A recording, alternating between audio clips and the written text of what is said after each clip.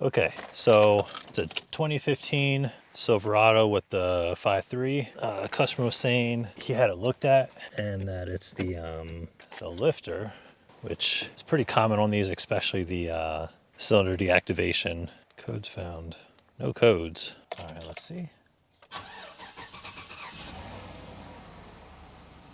Saying no codes, but the check engine light is on. Let's see. Oil pressure is okay. Oil pressure's good. Oh, here we go.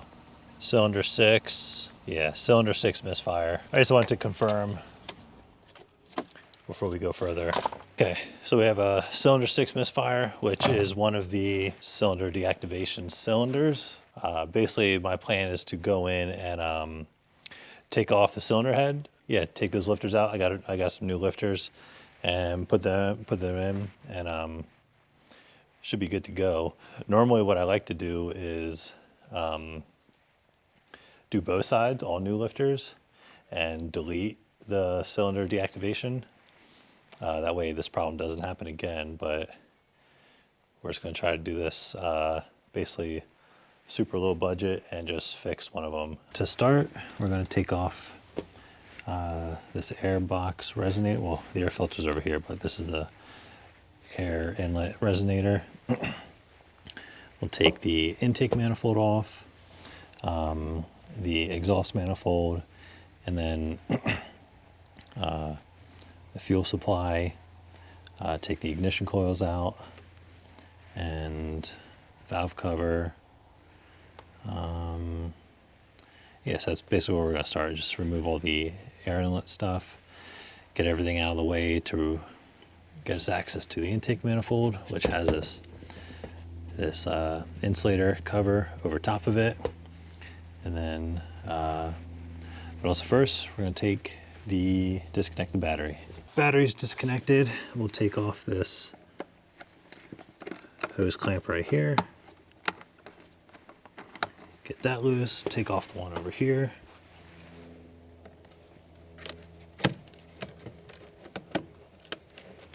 Get that loose. We'll take off this evap line.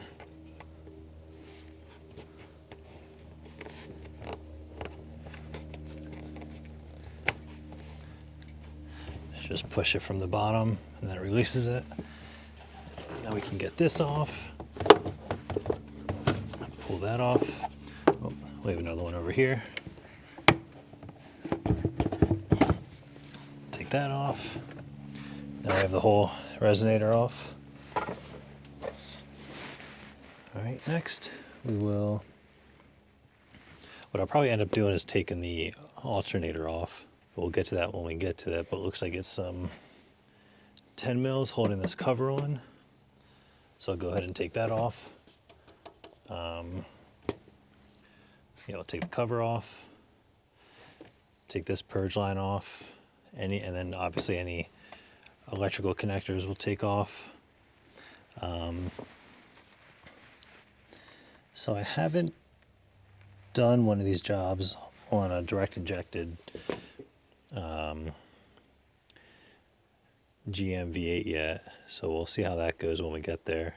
So yeah, take this cover off and take the rest of these lines off. Basically, we're just trying to give ourselves as much access as possible to take the intake manifold off, and then anything that has to do with this cylinder head. So yeah, we'll get to that. But first, I'm gonna take this cover off. Yeah, there's just a screw back here, screw here, and then another one back here.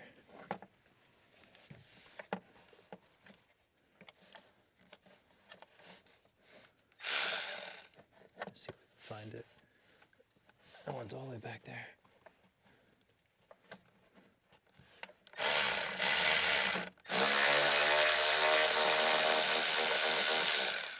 Get that one off. We'll take this one off.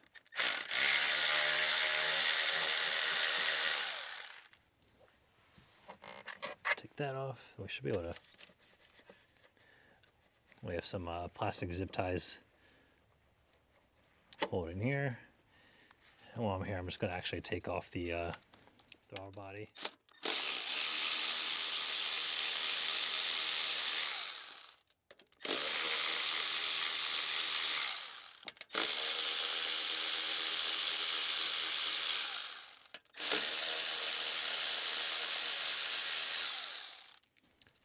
I don't know if that's necessary, but I'm hoping it'll give me more room when I need to pull the manifold out.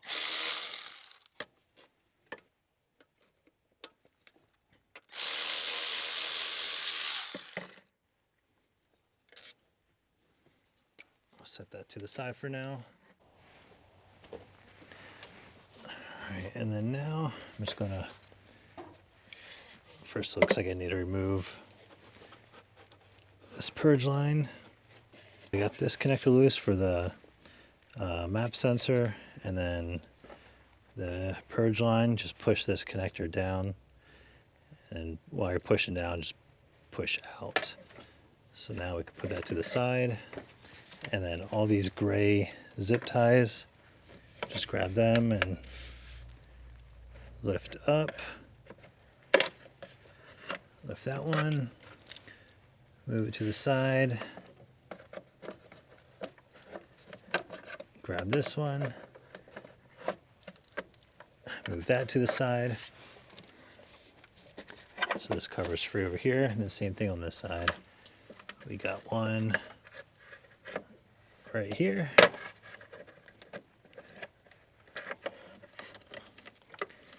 And right there. So now I got one more back here. This cover stays on the intake manifold until you get the intake manifold off. So now what I'm going to do is direct my attention to it's like another purge line connector right here, and I think that looks like it for the most part. And then just take off the 10 mil bolts that secure the manifold to the cylinder heads. And then I think on this one it just pulls right out, because obviously with the injectors, it's direct injection, so they go right into the head. So yeah, I'm just gonna go ahead and pull the bolts, like I said, the sensors, the lines, and take all the bolts off for the intake manifold. It's gonna be hard to take all. I'd like to get the bolts out of the plastic, but sometimes you can't get them. So we'll take that, take this line off right here. All right, I just took the 10 mil bolt off here and just pull it off like that.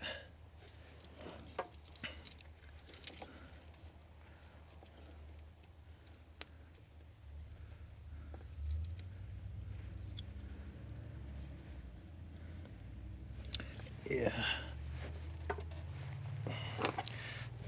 Let's just disconnect this just to get it out of the way.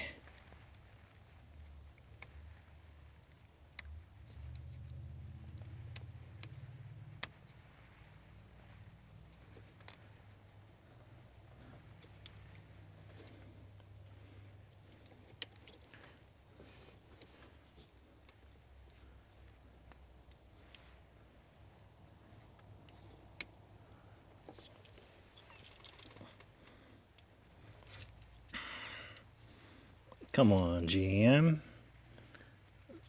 Let's make a connector that's easy to remove.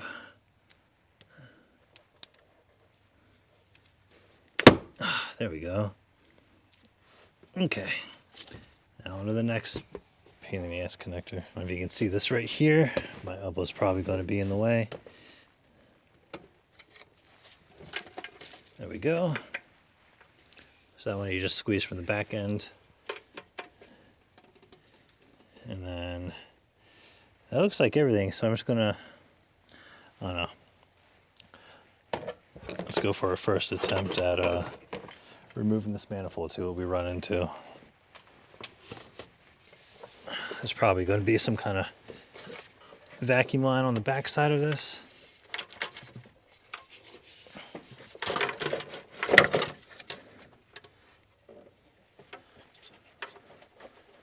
right, that can stay there.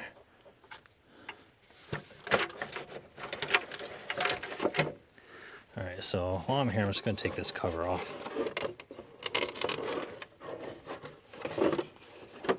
Okay, nice and slow.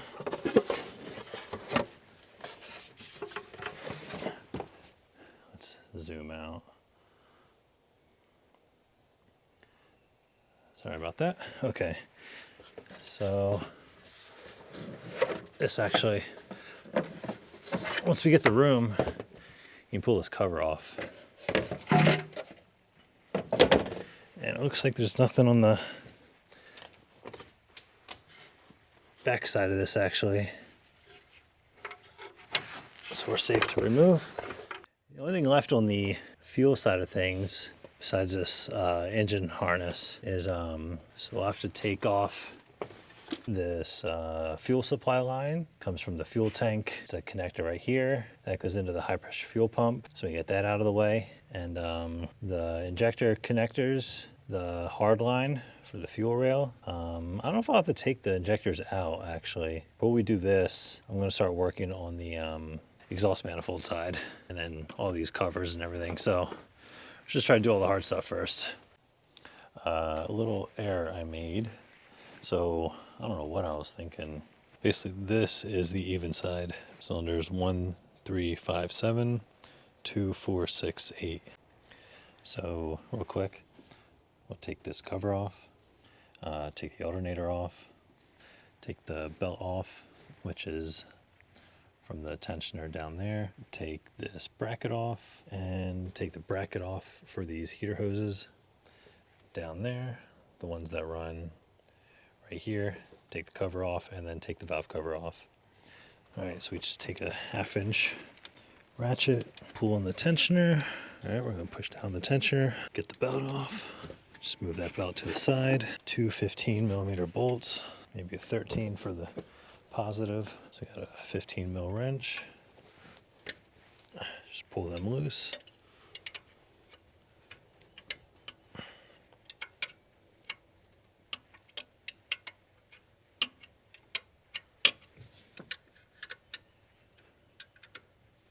Just get them started, and then we'll take this connector off along with the positive terminal cable. So we got 13 right here. Just break that loose.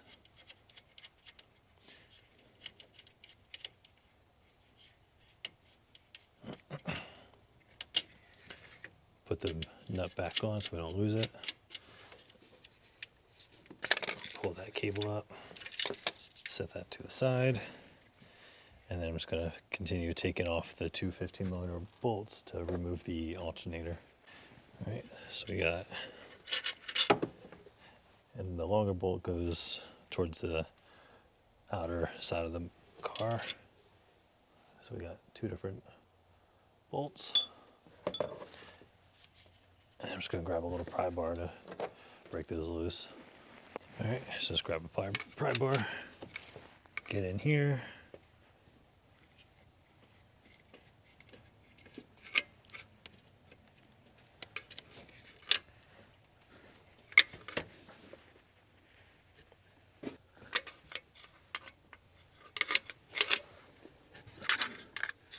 All right.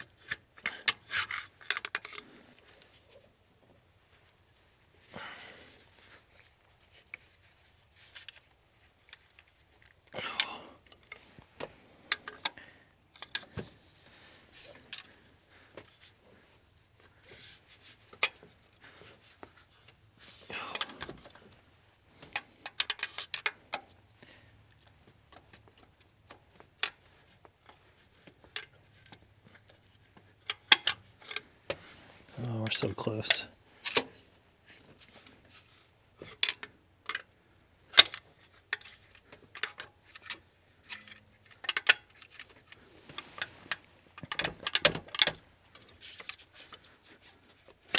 There we go. Just set that to the side. And then we have this bracket, which takes a 13. Just just get that out of the way.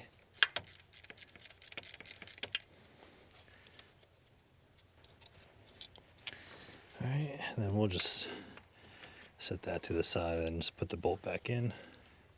Okay, so there's a 10 mil on the back side there that holds that bracket up for those heater cooler lines. All right, so just come down to the side over here.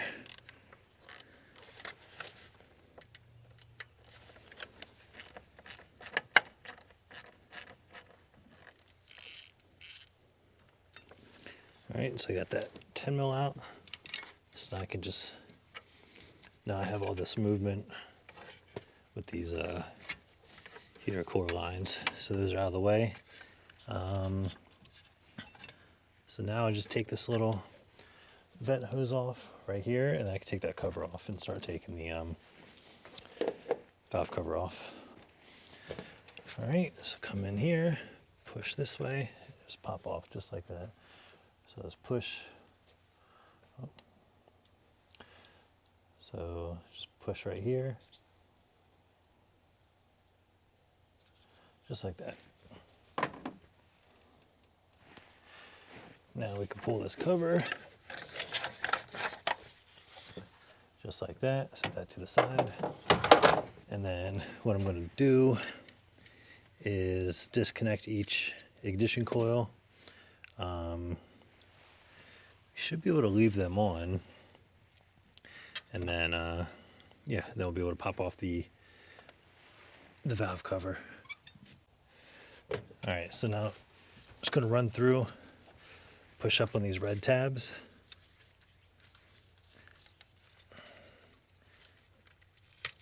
Push up, and then push in on the black release.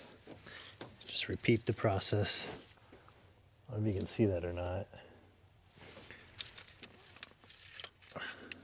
Push up and release.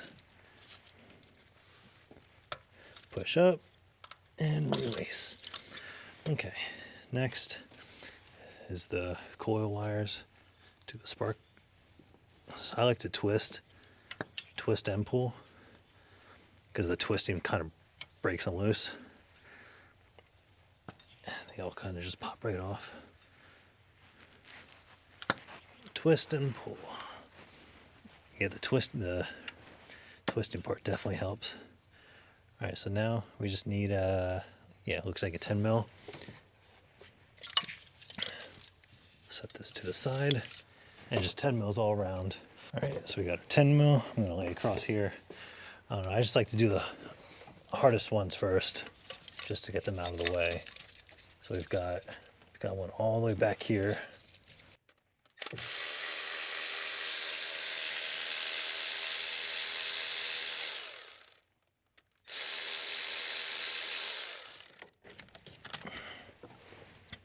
All right, I'm just gonna set those down.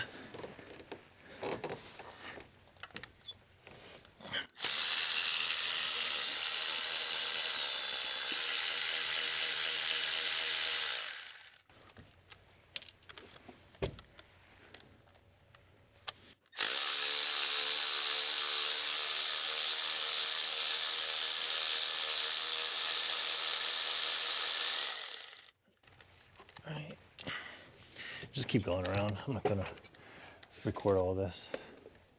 Okay, so we got all the bolts loose, and now I just need to,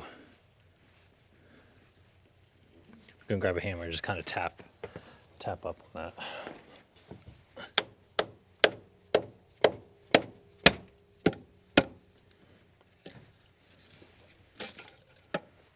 Okay.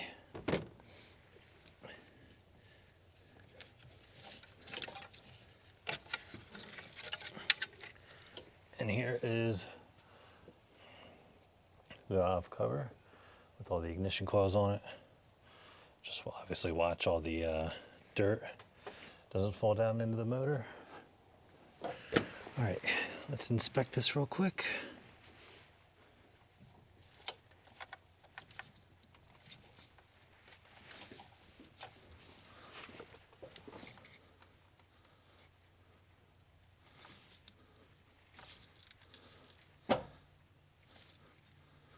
Okay, so I don't find any loose rocker arms. So I think what I'm going to do now is take off the other side. All right, just a little update. I took off both valve covers. Normally what you'll see is one of the rocker arms is pretty loose when you take the valve cover off. You'll be able to easily identify which cylinder has the collapse lifter. In this case, the cylinder 6 didn't have, like, it wasn't loose, so I went ahead and took off the valve cover on the driver's side as well, and same story. So as of right now, I'm going to continue with it. I'm going to take off the rocker arms. Those are just an 8mm socket you need. Just get down in there, and those are all 8mm on the rocker arms. Yeah, that guy right there. So those are all 8mm. So I'm going to go ahead and take those off, and continue working on getting the cylinder head off. All right, so I went ahead and got all the rocker arms off. So now what I'm going to do is, before I get the fuel rail off, is take the exhaust manifold off. So I think there's 2 or 3 bolts down at the flange where it meets the rest of the exhaust. So remove the exhaust from down below, and then come up and take them off from the side of the cylinder head. And then once we're done that, we'll just have to take the bolts out from this bracket that goes into the cylinder head. We don't have to remove this. I don't think we have to remove this bracket. And then also there is a ground strap on the back of the cylinder head. It's back over there, but the thing is, the transmission tube, the tube for the dipstick, is right in front of it. So I'm going to get that bolt off once I get the cylinder head loose. But yeah, so there's a couple things left to do. Fuel lines, bracket, exhaust manifold. Those are the next steps, and yeah, we'll get to it. Okay, next morning, where I left off was removing the rocker arms and push rods. I didn't see any obvious signs of damage there. So those are all right here. We got the rocker arms, push rods. What I'm going to be working on is just removing the exhaust manifold, the spark plug wires. I'll probably take the spark plugs out just so I don't damage them. I don't know if I need to take the heat shield off or not. Yeah, I don't know if I need to take the heat shield off or not down there, but just take all they look like bolts, so that's nice. So just take the bolts off, going into the cylinder head, and then the 3 bolts mounting the collector to the actual exhaust pipe. All right, so here's the passenger side exhaust manifold. So there's 15mm nuts that go on the back side of these. I ended up having to use my impact gun, even with like a pretty big ratchet. I couldn't break those loose. And then there's only 1, 2, 3, 4, 5 bolts you need to take off for the exhaust manifold. And then now that that's done, we'll be able to start on the fuel rail. Last night I already cracked the lines loose, so now I just need to take off the connector for the, let's see if we can get that to focus. The connector right there for the, there we go. That guy right there, that plug right there, and then the one right next to it. So those 2 we are going to have to unplug, and that's the only stuff we have for, besides the connectors for the injectors. I've seen some videos where it seems like it's pretty difficult to get these injectors out, or the fuel rail out. So I'm hoping we don't have any issues, but who knows, we'll see. If I have issues, I'll I'll turn on the camera and kind of show you my process as I do it. I've never taken these off before, so let's see how it goes. So yeah, after the fuel rail's off, then we can start taking the head bolts out. All right, so I got the fuel rail out. I'm just having them soak in some mineral spirits. Each injector, just they look a little dirty, especially this one right here. When you take them off, they're 13 millimeter head bolts, and they stay encapsulated into the fuel rail. So yeah, while I'm working on the rest of the car, I'm just going to have these sitting here, soak in there for a little bit, and just clean up the injector tips. Next thing is, so now we have pretty much everything off. Fuel rail's off. Just kind of have to tuck up the wires a little bit, get those out of the way, and then start removing the head bolts. And the only thing that we still have to do is take off the ground that's in the back of the head over there. But I'll take that off once I get the cylinder head lifted and kind of set to the side. But yeah, right now I'm just going to go ahead and take off all the head bolts. I did set some trays down here. I'm going to position those a little bit better. So I'll position these trays to collect the coolant, because there's going to be a bunch of coolant that comes out of there. But yeah, start taking the head apart. So I'm about to take the head off. We have all the head bolts out, which is 10, 5 on the inside, right down there, and then 5 on the bottom. So just take the 10 head bolts out. One thing I did forget was this bolt. It's a 15 millimeter bolt, and that goes into the head. So that goes in here. I forgot to take that out. So that goes all the way in here, and then it goes through here and then into the cylinder head. So just make sure you take that out. So once you take that out, should be able to pull the head off, and then just don't forget that ground strap. Very important. Don't forget to you don't want to break that. So just go ahead and pull the head off. Okay, so everything's ready to go. Basically where we're at, let me get rid of that. So the block is all cleaned up. Basically just take a brand new razor blade and just scrape all the old head gasket material off. Clean it up, blew out all the holes for the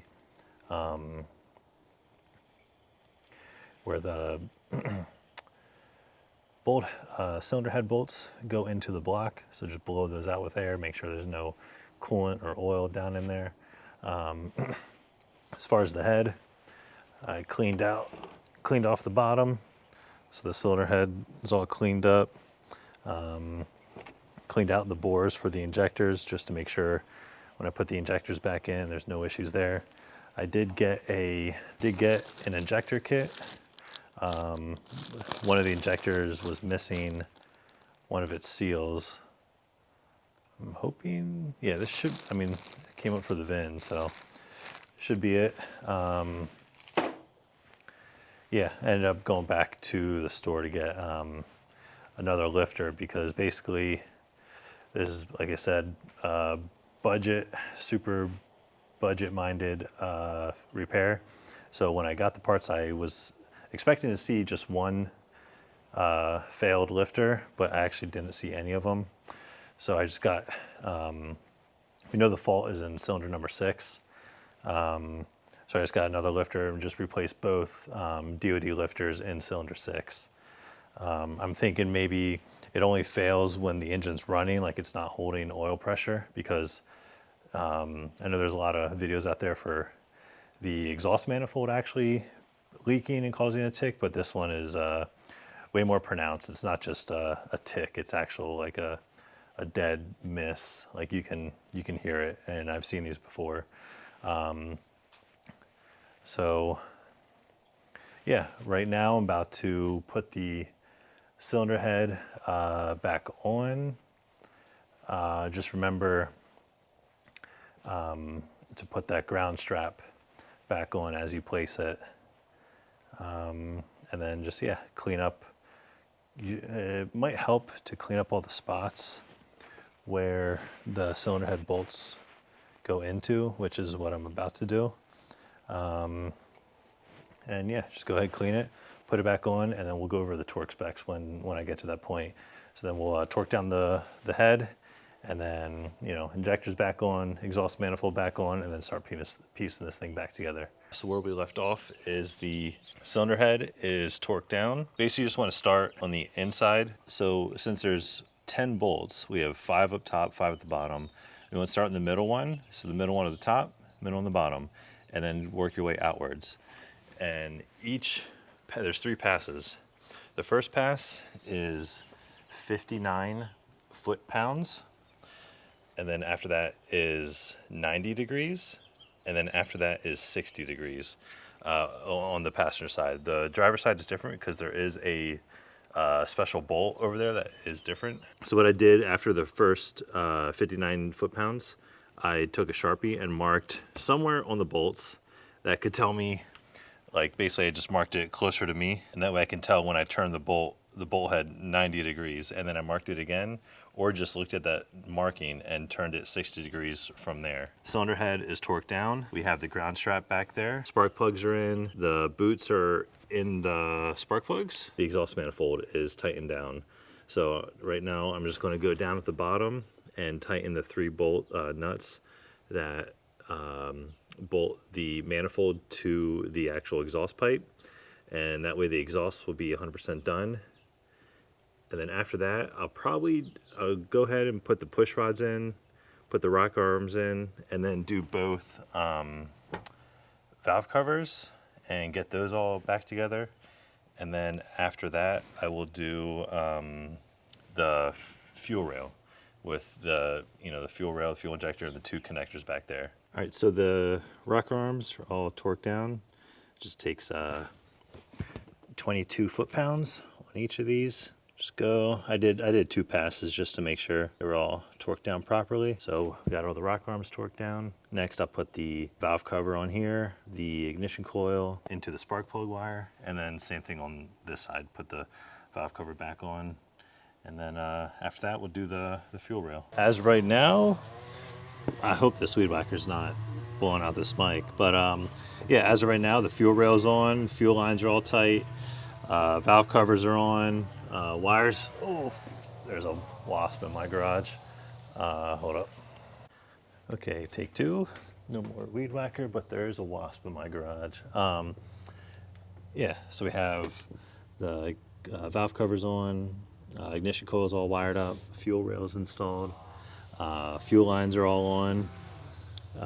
Yeah, I'm about to put in the intake manifold, get that bolted down, and then we can put the throttle body and everything else, kind of just button this thing back together now. All right, so the truck is all back together. It's running perfectly fine. So yeah, after the intake manifold put back on, just hooked up the vacuum lines, a couple sensors down here, and then just right now I have the engine running and just checking the coolant level. I have the heat on full blast just to make sure the coolant gets all through the, just make sure the heat gets through all the heater core and all the coolant lines, because we did lose a lot of coolant taking that head off. Everything's running fine, cleared the codes, nothing's come back yet. Sounds a lot better also. Should be good to go. I'm gonna drive it around the neighborhood real quick just to make sure everything is 100% ready. So yeah, it's not too bad of a job. It's just time consuming. You don't need any special tools really. Yeah, good luck. See you next time.